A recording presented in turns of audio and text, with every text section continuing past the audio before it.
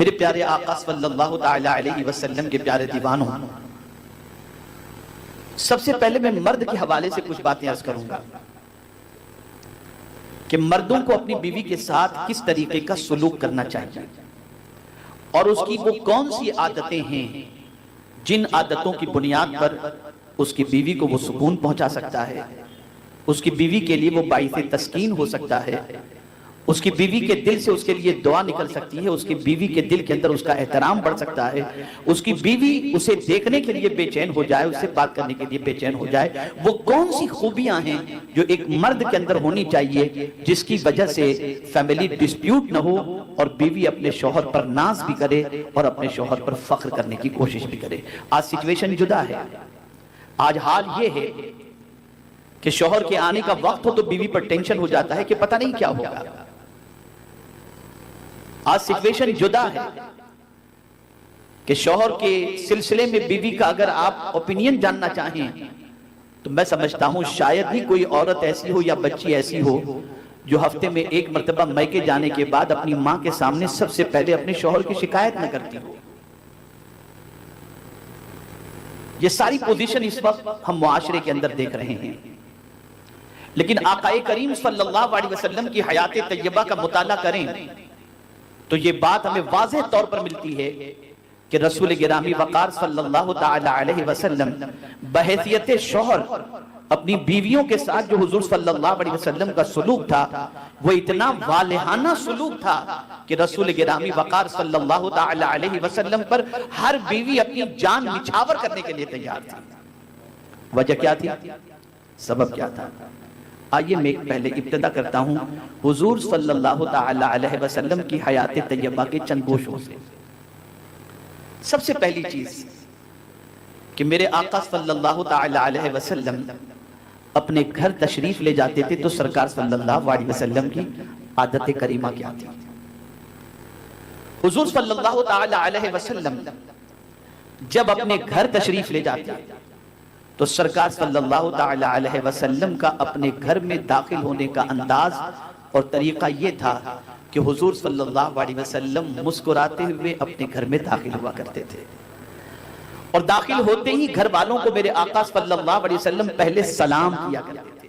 یہ آقا کریم صلی اللہ علیہ وسلم کی عادت کریمہ تھی۔ کبھی بھی سرکار صلی اللہ تعالی علیہ وسلم اپنے گھر جب تشریف لے گئے تو ٹینشن کے اندر منہ جو ہے وہ ایک دم منہ پر جلال کی کیفیت ہو، اس طرح سے حضور صلی اللہ علیہ وسلم گھر میں تشریف نہیں لے جاتے، بلکہ سرکار صلی اللہ علیہ وسلم جب بھی تشریف لے جاتے تھے گھر والوں کو سلام کرتے اور مسکراتے ہوئے آقا کریم صلی اللہ علیہ وسلم اپنے گھر میں داخل ہوا کرتے۔ اور گھر میں داخل ہونے کے بعد سرکار صلی اللہ علیہ وسلم کیا کرتے؟ میرے آقا صلی اللہ علیہ وسلم سب سے پہلے گھر میں داخل ہونے کے بعد دن بھر کی مصروفیت کے بعد جب رات میں گھر میں داخل ہوتے تو آقا کریم صلی اللہ علیہ وسلم پہلے مسواک کر لیا کرتے۔ اب آج ہم دیکھتے ہیں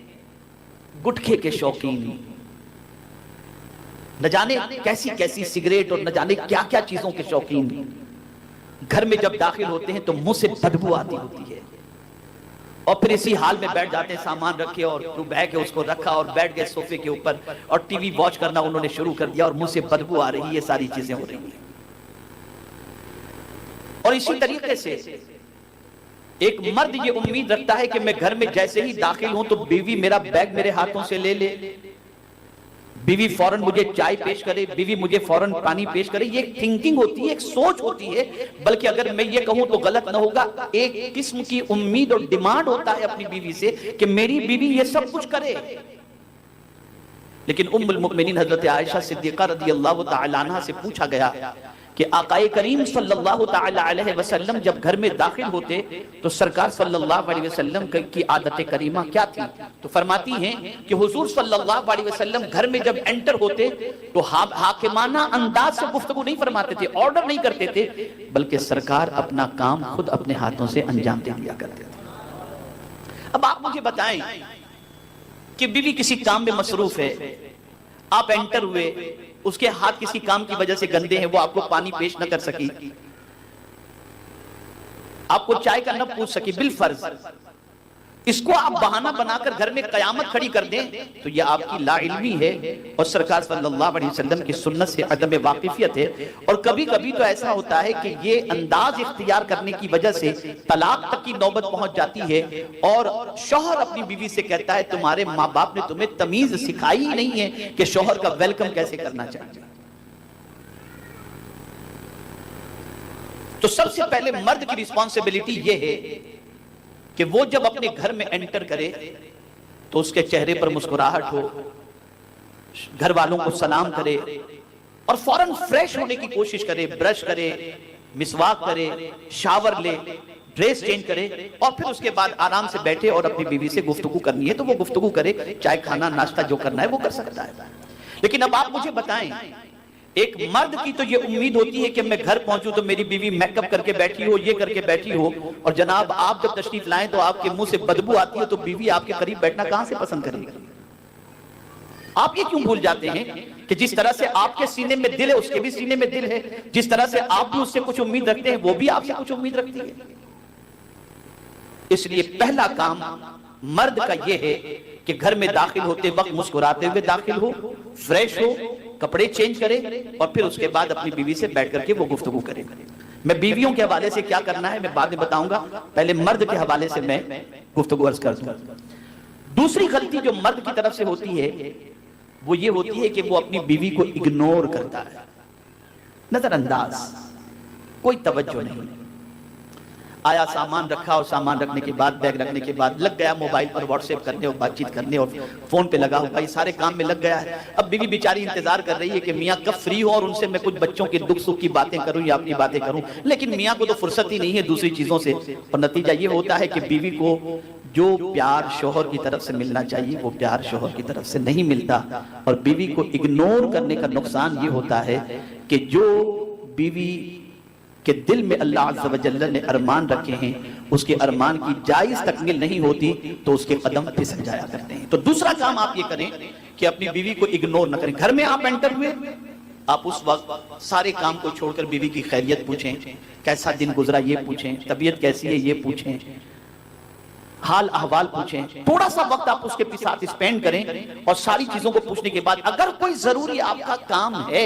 اور کوئی ضروری بات کچھ کرنی ہے تو کسی سے آپ اپنی بیوی سے کہیں اگر تم کہو تو میں تھوڑی دیر خاص کام ہے میں کچھ فون کر لوں، اور ادروائز آپ کہیں گے تو وہ انکار نہیں کرے گی لیکن اس کا دل رہ جائے گا کہ میرے شوہر نے مجھے اگنور نہیں کیا. یہ بظاہر چھوٹی چیز ہے لیکن حقیقت میں یہ ہے کہ ایک فیملی لائف کو اسٹرانگ کرنے کے لیے، شادی شدہ زندگی کو مضبوط کرنے کے لیے یہ بہت ہی اہم چیز ہے. اس کے بغیر ایک شادی شدہ زندگی سکون والی نہیں ہو سکتی. تو اپنی بیوی کو اگنور نہ کریں، اپنی بیوی کو نظر انداز نہ کریں. اور اگر کبھی یہ بھی دیکھا گیا کہ شوہر گھر میں انٹر ہوا اور بیوی صاحبہ میلی کچیلی نائٹی کے اندر بال بکھرے ہوئے انداز کے اندر موجود ہے یا تھوڑی سی تو میں ہو گئی تو میاں فوراً اسے کہہ دیتا ہے اب تو تم سے میرا دل بھر گیا، میں اب دوسری شادی کر لوں گا، یا پھر ڈیورس کی دھمکی دے دیتا ہے. یہ جو طریقہ ہے یہ طریقہ مردوں کا اچھا نہیں ہے کہ آقا کریم صلی اللہ تعالی علیہ وسلم نے زندگی میں بھی اور وصال کے وقت بھی سرکار صلی اللہ علیہ وسلم نے صحابہ کرام علیہم الرضوان کو تاکید فرمائی کہ اپنے اہل و عیال کے ساتھ اچھا سلوک کرو اور خاص طور پر اپنی بیوی کے ساتھ اچھا سلوک کرو. یہ حضور صلی اللہ علیہ وسلم کا ارشاد گرامی ہے. آج بہت سارے مرد ایسے ملیں گے جو شادی ہی اس لیے کرتے ہیں کہ وہ آرام سے پڑے رہیں، بیوی کما کر کے کھلائے، یا اس لیے شادی کرتے ہیں بڑے گھرانوں کے اندر کہ وہاں سے بیوی جہیز لے کر کے آئے اور جب ضرورت پڑے تو میری ساس اور میرے سسر میرا پورا کریں. یہ ساری چیزیں ہوتی ہیں، یہ اچھے مردوں کی علامت نہیں ہے. مرد وہ جو اپنے بیوی بچوں کی کفالت کا ذمہ لے اور اپنے بیوی بچوں کی جائز ضروریات کی تکمیل کے لیے وہ محنت و مشقت کرے اور اپنے بیوی کے گھر والوں سے کسی چیز کی کسی قسم کی کوئی امید نہ رکھے بلکہ خود اپنے پیروں پر کھڑے ہو کر محنت و مشقت کر کے اپنے